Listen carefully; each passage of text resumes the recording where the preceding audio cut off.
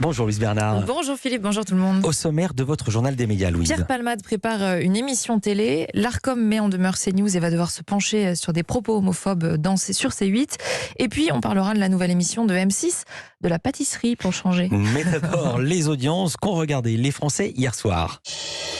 Ils ont regardé TF1, le film Rien à déclarer d'Annie Boone. Ça marche toujours, 4 720 000 téléspectateurs, 25,2% de part d'audience. Deuxième, c'est M6 avec le magazine Zone Interdite. C'était sur les héritages. Et c'était un très bon niveau, 2 350 000 téléspectateurs, 12,4% de part d'audience. Et troisième, France 2 avec le film Les plus belles années d'une vie. Là, c'est un peu moins bon niveau, 1 710 000 téléspectateurs, 8,7% de part d'audience. On passe maintenant aux audiences du week-end, au résumé. Week-end où le service public a été leader des audiences les deux soirs. C'est régulièrement le cas le week-end. Et comme souvent, France Télé peut dire merci à ses fictions. Merci à la série Candice Renoir de retour. Alors en baisse par rapport aux saisons précédentes, mais toujours à un très bon niveau samedi soir. Et merci au téléfilm Dans l'ombre des dunes, juste en dessous des 4 millions de téléspectateurs, devant France 3 vendredi soir. Et les deuxièmes places, j'en déduis que c'était pour TF1. Oui, pour les deux soirées, avec pourtant deux propositions fortes. Samedi soir, c'était la finale de The Voice. Une audience au même niveau que la finale précédente, celle des candidats All-Star, mais beaucoup plus faible que celle d'encore avant. Deuxième proposition forte, c'était vendredi soir, une nouvelle émission animée par Camille Combal, Stéréo Club, lancement correct, mais l'audience n'est pas non plus mirobolante, 2 700 000 téléspectateurs. Et puis rien de spécial à noter du côté des autres chaînes. Culture Média. On commence ce journal des médias avec une actualité télé. Pierre Palmade prépare une émission pour France 2. L'humoriste travaille sur un prime time inspiré des émissions de variété de Mariti et Gilbert Carpentier, c'est-à-dire sans présentateur. Ce sont les artistes eux-mêmes qui animent l'émission. Information révélée par Le Parisien aujourd'hui en France. Alors l'émission mêlera des sketchs et des chansons et puis comme invités, des profils assez variés. Isabelle Nanty, Carole Bouquet, Muriel Robin, Nolwenn Leroy ou encore André Dussolier et des artistes qui avaient déjà participé aux émissions des Carpentier à l'époque, Véronique Sanson, Eddie Mitchell et Nana Mouskouri. Les tournages sont prévus dans les semaines à venir. Télévision toujours, CNews, mise en demeure par l'Arcom. L'Arcom, c'est le nouveau nom du CSA. Oui, les mises en demeure, ce sont des avertissements du gendarme de l'audiovisuel avant sanction. CNews en a reçu 2 vendredi. La première séquence concernée date de février dernier. L'un des chroniqueurs de l'émission de Pascal Praud, Yvan Rioufol, avait tenu des propos polémiques sur le ghetto de Varsovie. Il avait affirmé que, je cite, « Quand le ghetto de Varsovie a été créé en 40, c'était un lieu de contaminés, c'était un lieu hygiéniste, c'était un lieu qui était fait pour préserver du typhus ». Fin de citation. Affirmation fausse. L'Arcom souligne qu'il y a un consensus au sein de la communauté scientifique pour considérer que les raisons sanitaires mises en avant par l'Allemagne nazie étaient un prétexte qui visait au regroupement des Juifs, première étape de leur extermination. CNews a donc été mise en demeure pour manquement à l'obligation d'honnêteté et rigueur de l'information, mais pas seulement, également pour défaut de maîtrise de l'antenne, car personne en plateau n'avait réagi, n'avait corrigé les propos du chroniqueur. Personne n'a réagi non plus lors de la deuxième séquence qui a valu cette deuxième mise en demeure à CNews. C'était en novembre dernier. L'infectiologue contesté Christian Perron avait déclaré au sujet du Covid « Il n'y a pas de 5e vague. L'épidémie est quasiment terminée en France ». C'était faux, à l'opposé de la réalité sanitaire à ce moment-là. Et l'Arcom a un autre dossier à gérer. Il vient d'être saisi après une séquence homophobe sur C8. C'était dans Touche pas à mon poste jeudi dernier. Un des chroniqueurs de l'émission, Raymond Abou, a déclaré qu'aux yeux de certains, les personnes homosexuelles n'étaient pas normales. Il y a des gens, je cite, qui n'aiment pas les PD, qui disent « Tant qu'ils ne m'emmerdent pas, ce n'est pas mon cul, ils font ce qu'ils veulent ».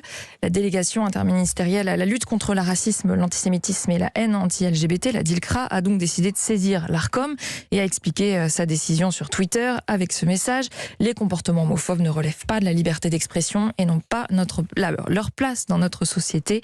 La chaîne C8 a, elle, supprimé le replay de l'émission et le chroniqueur en question s'est excusé d'avoir été mal compris, d'avoir été maladroit. Il affirme qu'on a compris l'inverse de ses propos. TF1 décroche une interview de Kylian Mbappé. Oui, il a choisi le Paris Saint-Germain et TF1, donc joli coup pour la chaîne. Ah oui. Le footballeur sera sur le plateau du 20h de Gilles Boulot ce soir. Il justifiera sa décision de re-signer avec le PSG pour 3 ans de plus et il y aura aussi une conférence de presse dans l'après-midi juste avant.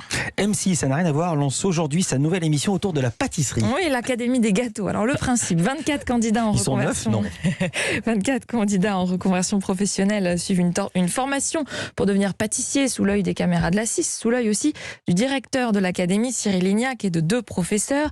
Chaque semaine, les participants se battent pour le titre de meilleur élève et 3 d'entre eux sont éliminés. Celui qui gagne remporte un contrat dans l'une des pâtisseries de Cyril Lignac, pas mal, 10 000 € et une formation CAP. Alors, ce n'est pas la première émission de cuisine lancée par M6, loin de là. On peut citer Top Chef, la meilleure boulangerie de France, le meilleur pâtissier, Objectif Top Chef, Mon gâteau est le meilleur de France, tous en cuisine, et je dois encore en oublier. Il y a aussi un dîner presque parfait dans un autre genre. Oui, tout à fait, ou encore Cauchemar en cuisine, si on les cite aussi. Une autre émission de la cuisine sera d'ailleurs diffusée cet été autour des régions.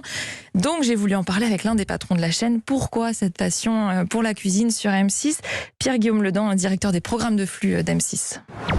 La cuisine, ça fait vraiment partie des piliers de la chaîne. On aime parler des choses qui soient concernantes. Quoi de plus concernant que la cuisine ? Les téléspectateurs aiment énormément la pâtisserie. Et les Français aiment beaucoup la pâtisserie. Avant, ils la mangeaient, mais maintenant, ils la font. Et le confinement a été un énorme accélérateur sur cette soif de faire soi-même de la pâtisserie.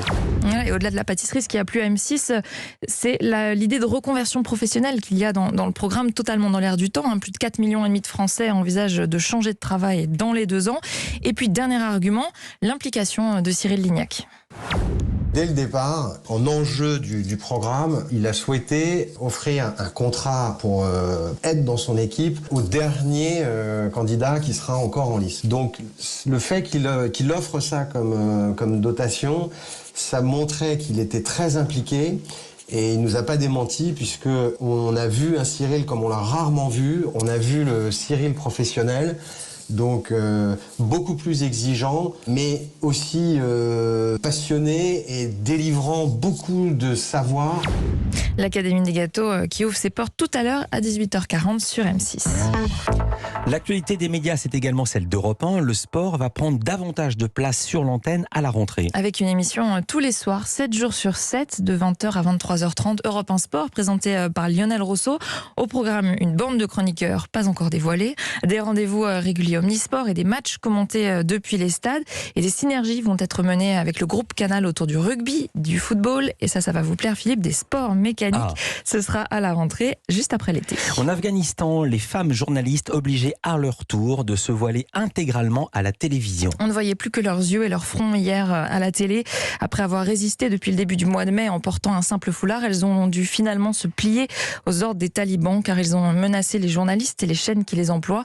Si les femmes ne s'étaient pas voilées intégralement, alors elles auraient perdu leurs emplois. Ça a été le cas d'ailleurs de certaines journalistes.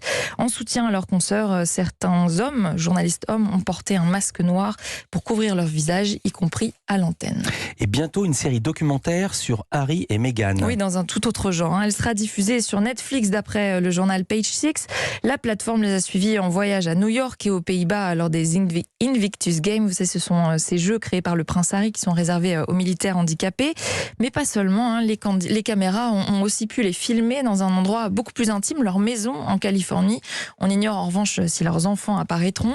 Le couple avait signé un contrat juteux avec Netflix. C'était en 2020, des millions de dollars pour produire plusieurs projets. Certains médias parlaient de 100 millions de dollars d'ailleurs. La date de diffusion de cette série est encore en discussion.